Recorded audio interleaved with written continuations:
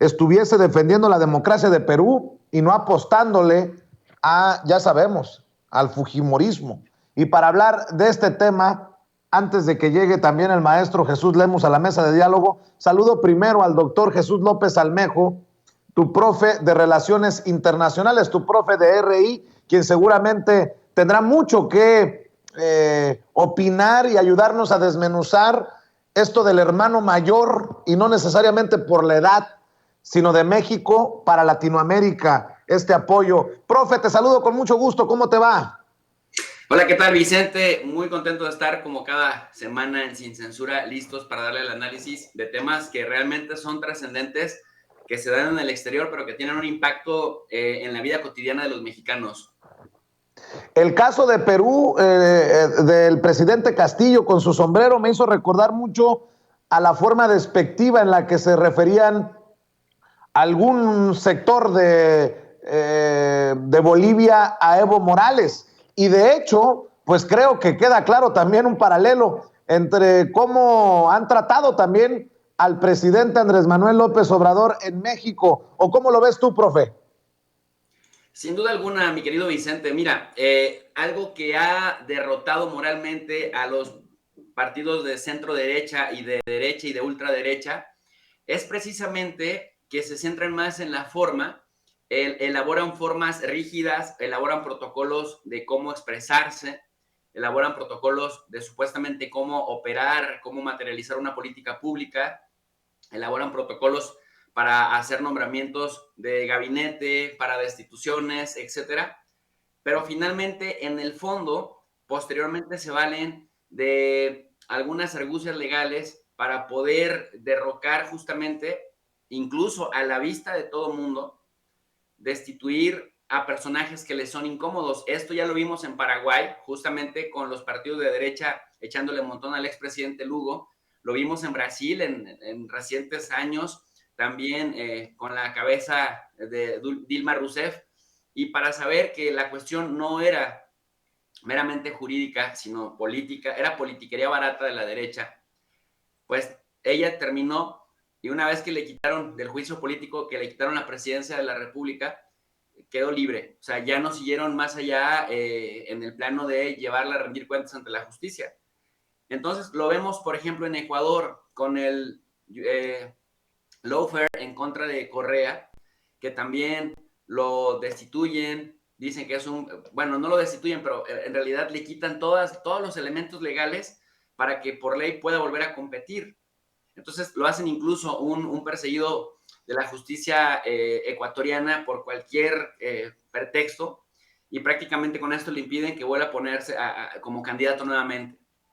Y ahora vemos que si Correa se lanzara para presidente de Ecuador, pues nuevamente podría ganar de calle las elecciones, porque a Guillermo Lazo pues se le cae el país a pedazos. En el caso de Perú, ¿qué es lo que vemos? Mira, Vicente, es muy sencillo. Uno va a revisar la constitución política de Perú y revisas los artículos que tienen que ver con vacancia. Vacancia literal es destitución de la presidencia. El artículo 113 constitucional de Perú, para no nada más dar opiniones, sino opiniones calificadas, que es por eso por lo que estamos haciendo la diferencia en los medios de comunicación digitales, dice lo siguiente: al presidente se le puede vacar o se le puede destituir, uno, por muerte, es decir, pues ya deja de ser presidente porque se murió; por permanente incapacidad moral o física declarada por el Congreso, que esto me parece que aquí es donde está la trampa. Aceptación de su renuncia, el presidente no ha renunciado; salir del territorio nacional sin permiso del Congreso, no ha sucedido esto; y destitución tras haber sido sancionado por alguna de las infracciones mencionadas en el artículo 117. Y el artículo 117 lo que dice en realidad es nada más el tema de que el presidente impida elecciones presidenciales, parlamentarias o regionales, o que traicione a la patria.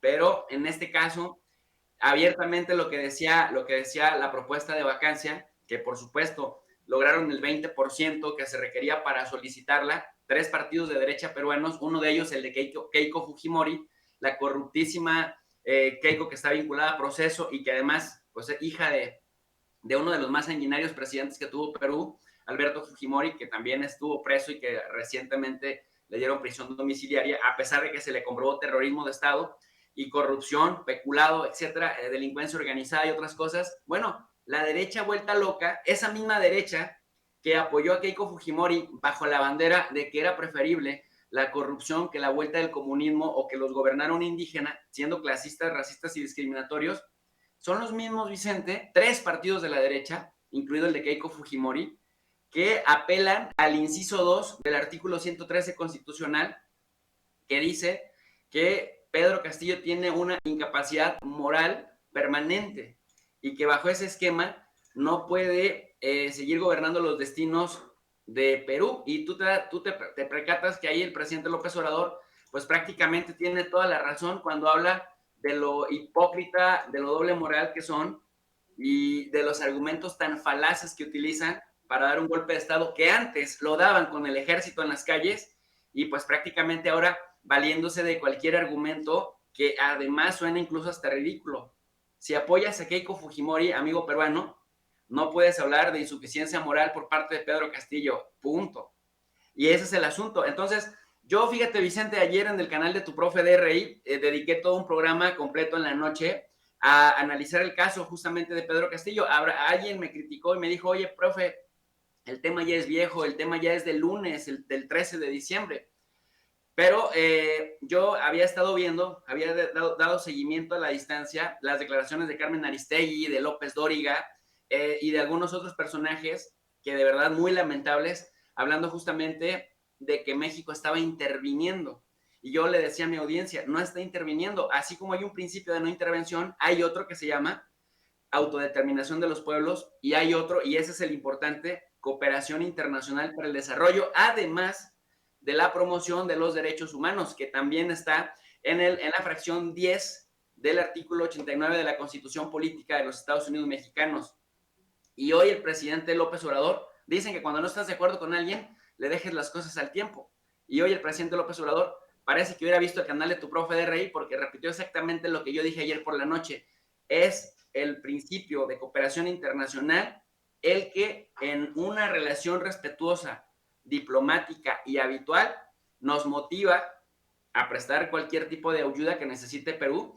Y el hecho de que mandes a 2 personajes claves de la administración, tanto de la Secretaría del Bienestar como de la Secretaría de Hacienda, Vicente, a compartir experiencias exitosas de lo que ha funcionado en nuestro país, pues eso para nada, o sea, eso elimina cualquier posibilidad de intervención, aunque la derecha rancia y moralmente derrotada de Perú, representada por el presidente de la Comisión de Relaciones Exteriores del Congreso, que es un Congreso unicameral, haya incluso solicitado hasta sanciones para la delegación mexicana que fue a compartir experiencias de éxito en México. Entonces, ¿te imaginas la derecha que es muy escrupulosa para este tipo de cosas y muy inquisidora, que como hacha quieren cortar cabezas en cuanto perciben que algo no les gusta?